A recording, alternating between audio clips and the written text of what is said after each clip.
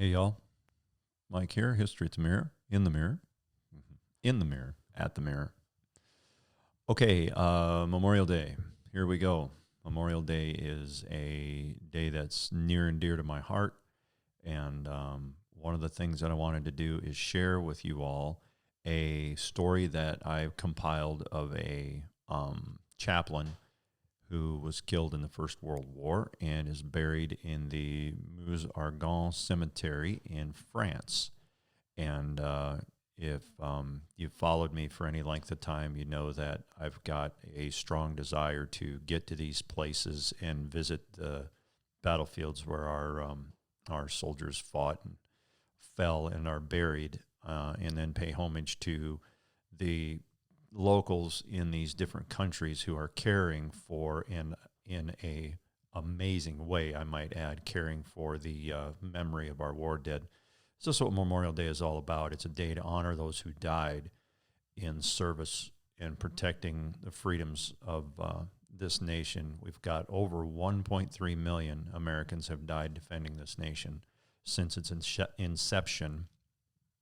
And I think it's really important that we get back to the true meaning of this day and not have it be all about camping and barbecue. I know there's a lot of, stuff that's been, it's Memorial Day. It's awesome. It's a long weekend. It's the unofficial start of summer, and let's go camping and all that kind of thing, which is great. Don't get me wrong. It's great, but let's try to get back to the real reason why this day exists in the first place. So, with that, what I'm going to do, I am going to tell the story of this chaplain, and then we're going to show you some photos that a friend of mine and I took when we were at the church that he pastored over in Mitchell, and I'll tell you more about that as we go on. So we're going to switch over to a little bit different format, and we'll see you on the tail end.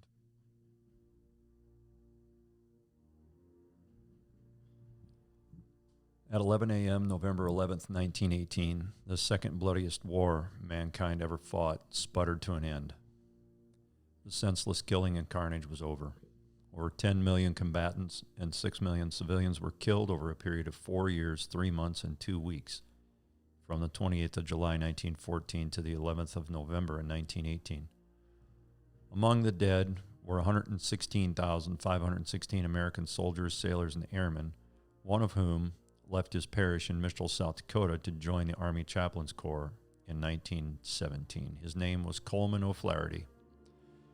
Coleman E. O'Flaherty was born on April 24th, 1878 in Carrow, Ireland, and received his early education in his native land. His academic and collegiate studies were continued in Lyon, France, and Montreal, Canada. Through his study in France, he became a master of the French language. On September 15, 1901, he was ordained into the Catholic diocese by Bishop Thomas O'Gorman in Sioux Falls.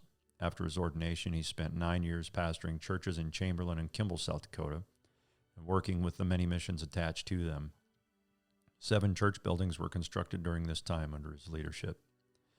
In 1910, Father O'Flaherty was appointed to pastor Holy Family Church in Mitchell, South Dakota. During this time, he was largely instrumental in the development of Columbus College in Chamberlain and in the building of Notre Dame Academy in Mitchell.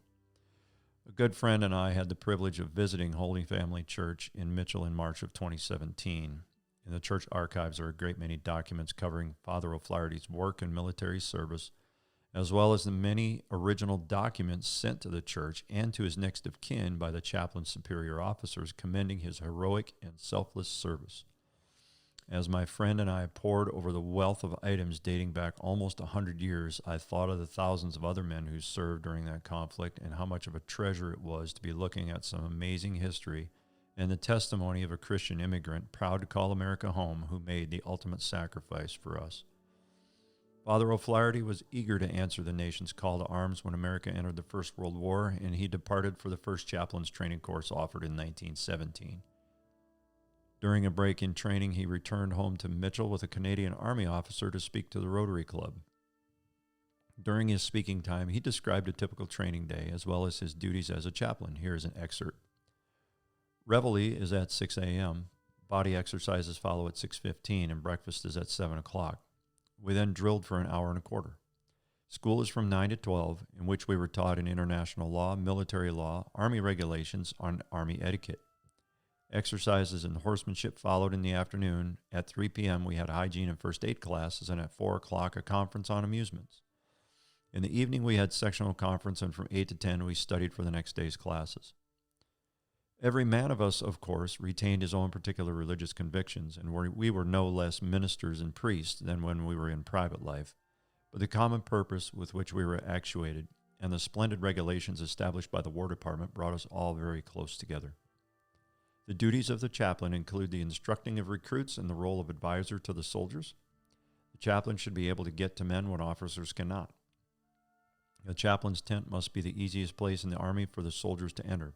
Again, the chaplain must stand between the men and their mothers, and when the boy is killed in action, it is the chaplain's duty to sit down on his bunk and devise the best kind of message to send to the sorrowing mother back home. The chaplain conducts the funerals of the regiment. On Sunday morning, the chaplain gives services to the men of his own denomination, and in the afternoon conducts non-denominational regimental services.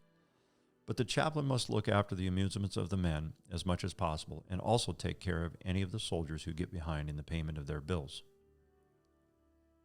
On the completion of his training, Chaplain O'Flaherty was assigned to the 28th Infantry Regiment of the 1st Infantry Division. The Big Red One, as the division was famously named, was the first American division to see action in France during the war. From the start, Chaplain O'Flaherty was in the thick of the fight, tending to the wounded and encouraging his soldiers in battle. Father O'Flaherty was killed in action on October 1st, 1918, near the village of Very in France. He had witnessed a shell hit a truck and ran to see if anyone was in need of aid when another shell landed close to him, killing him instantly. For this action, he was awarded the Distinguished Service Cross, second only to the Medal of Honor in awards given to servicemen for uncommon valor above and beyond the call of duty. There are many testimonies and accolades written by officers and men that he served with, but I think none would be more fitting to describe his character on the battlefield than the story of a conversation between members of his regiment. They had just been pulled out of the bloody Argonne campaign for rest and refit. This story was published in the Stars and Stripes newspaper, a copy of which was sent home by Corporal Frank Lyons of Fox Company 116th Supply Train to his mother, who was living in Mitchell. Here's the text of the article, and this is amazing history, so buckle up. When the 28th Infantry came out of the line in the Argonne to sprawl in well-earned rest, any visitor to the candlelit billets or to the little October campfires was sure, sooner or later, to hear talk reach the name of their lost friend and priest, Father O'Flaherty, Chaplain Coleman E. O'Flaherty, killed in action at Very, France, 1st October, 1918.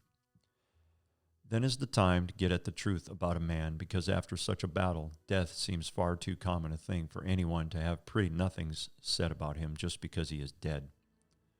One night when the fog dimmed the light of the full moon, they were talking about Father O'Flaherty. A chance miscellany of officers and men gathered around a sunken fire where, on a sizzling griddle, someone was turning flapjacks made from a supply of recently captured German flour. I was with him when he was killed, or not more than 20 feet away, a young lieutenant said. All that morning he had been burying German dead. Then at noon, when a shell struck at Very, the crossroads which used to be Very, and when everyone scattered to the four winds, Father O'Flaherty hot-footed it to the place to see who was hurt and what could be done about it. The second shell got him outright. Killed him instantly. Nervy guy he was, the cook observed. The doughboys tell me he went over the top with them at every fight since Soissons. Sure he did. I can see him now with that big cane of his parading along through the mud. I remember how he used to point with it this way and that way. Once when he was trying to show a bunch of German prisoners at Saint-Mihiel the way to the nearest lockup for Heinies, he had to do all of his talking with his cane. They thought he was going to hit him and yelled "Kamerad" till he almost died laughing. He accused me of swearing at him at Saint-Mihiel, said a captain, grinning reminiscently. I denied it. The captain relates the conversation. Yes, you did, Captain, he says, trying to look solemn, and highly improper it was, too. It was just before the 0 hour, and you barked at me, keep that darn nut of yours down or you'll lose it. What I used to enjoy, said another, was watching him suavely toying with all of you, making monkeys of you when you didn't know it. A man of the world he was, and you were all just children in his hands. There was no denial. Do you remember his blessed bedding roll? Lord, it was the biggest and finest in the AEF, size of an 8-room cottage, a gift, I think, from his loving parish out in Mitchell, South Dakota. When he joined us, he was too green to know the trenches were not palatial enough to make room for that kind of housekeeping.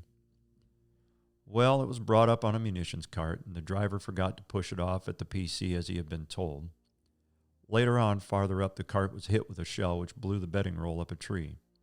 It mystified Jerry a good deal. Finally, he must have decided it was a sniper's nest, for he potted away at it all the next week. Poor old bedding roll, it was wounded in 1,000 places. I remember once when he first came to France, the KC man said. He was billeted right near one of those big French naval guns, and while we were waiting for him one rainy day, we saw him through the window, pacing up and down the road, talking to a little poilu. It was a mathematician of the battery. It was his job to calculate the trajectories and all that sort of thing. Well, Father, we said when he came in at last, been showing him how to hit the cathedral at Metz? Not exactly, he said. That little chap's a priest. I've just come from confession. That new chaplain of ours is no slouch either, said a man from the engineers who had dropped in hopefully, smelling the griddle cakes from afar. Name's Cannon. Don't know where he comes from. Not a Catholic, I imagine. Don't know what his church is. Nobody does. When they ask him, he says, I'm what you are. He made a good many friends on Hill 269. I guess you know it was the engineers who took that little old hill for you, and a rotten hard fight it was, for we haven't a lot of machine guns and hand grenades and fancy things like you fellows have, just rifles and shovels for us. Well, the chaplain, he was in the thick of it every minute. I'll never forget him burying the officer, dug the grave with one of those dinky little medical department axes, covered him over, dropped to his knees, and whistled taps over the grave. That chaplain doesn't know what fear is. Same with O'Flaherty, said the cook. That was the trouble, said the private, pouring out the last spoonful of batter, and as he did so, unconsciously phrasing for all of them the dead priest's epitaph, he was just too brave. Although Father O'Flaherty was Catholic, he continuously reached across sectarian boundaries to share the love of Christ with all he met. In a letter written to his cousin by a lieutenant who served with him, the father was described as a shining example of Christianity. He said of O'Flaherty, he did not try to make us Protestants into Catholics. He only taught us by his example to be good Christians. In the February 1919 newsletter for Columbus College, there was printed a lengthy tribute to Father O'Flaherty. In it, their dear friend and mentor was affectionately described as an educator and a church builder. He was dearly loved by those at the school whose lives he had impacted. Chaplain's legacy lives on even until this very day. Holy Family Church is a thriving parish, having recently added more meeting and office space. Churches that the father helped build in Kimball, Puckwana, and Chamberlain are also still going strong. Columbus College moved its location to Sioux Falls in 1919 due to growing financial concerns, and a new campus was built in the Old English Gothic style. The school was closed in 1929 due to the Great Depression. After the school's closure, it became the Columbus Normal and Junior College for Women until it too was closed in 1934. In 1943, the building was purchased by the U.S. government, using it first as an emergency hospital and later as a convalescence hospital. In 1949, the campus became the core of the Royal C. Johnson Veterans Hospital in Sioux Falls. Notre Dame Academy went through several changes through its life, adding a junior college and merging with other schools until finally closing in 1970 due to financial woes. But in the end, the need for and desire for Catholic schools in the Mitchell area did not fully depart.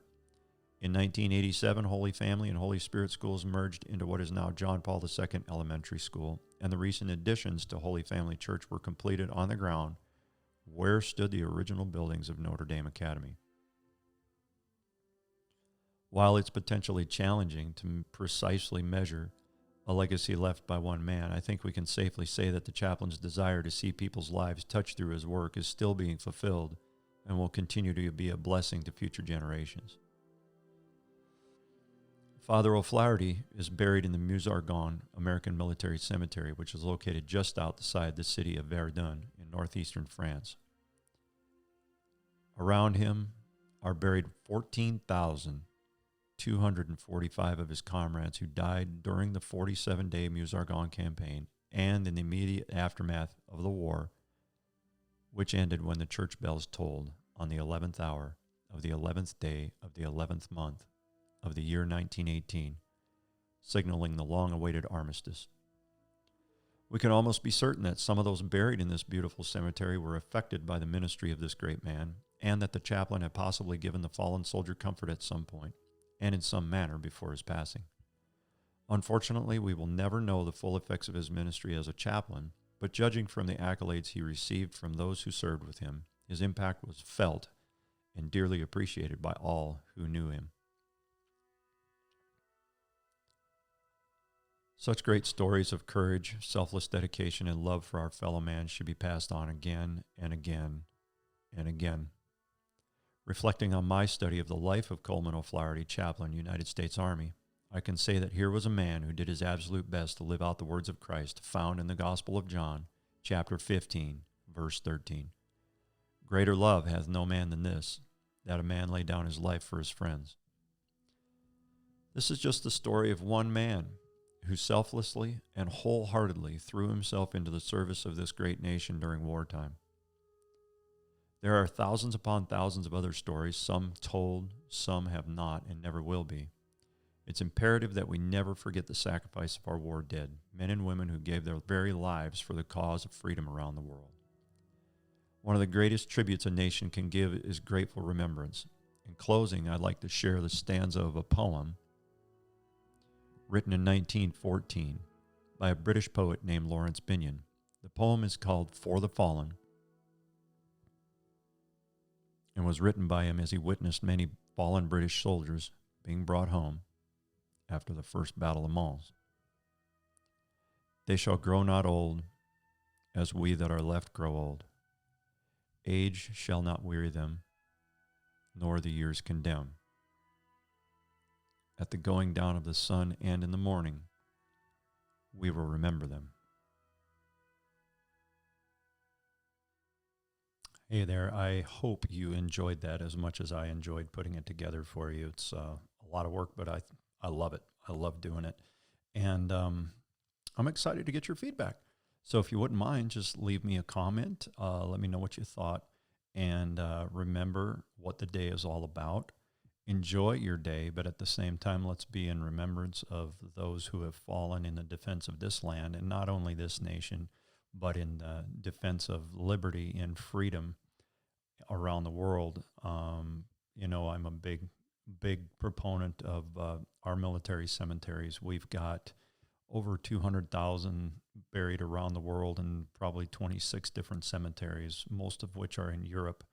There's one in North Africa and then one in the Philippines also, from the First and Second World Wars. But remember why we went there. We went there to liberate. We didn't go there to conquer. We went to free oppressed peoples from those who would wish to enslave them. So I'm just overjoyed to be an American. I love my country, and I love remembering our history, and I love talking to you about it. That's why I'm doing this podcast. So anyway, love y'all. God bless you. We'll see you on the next broadcast.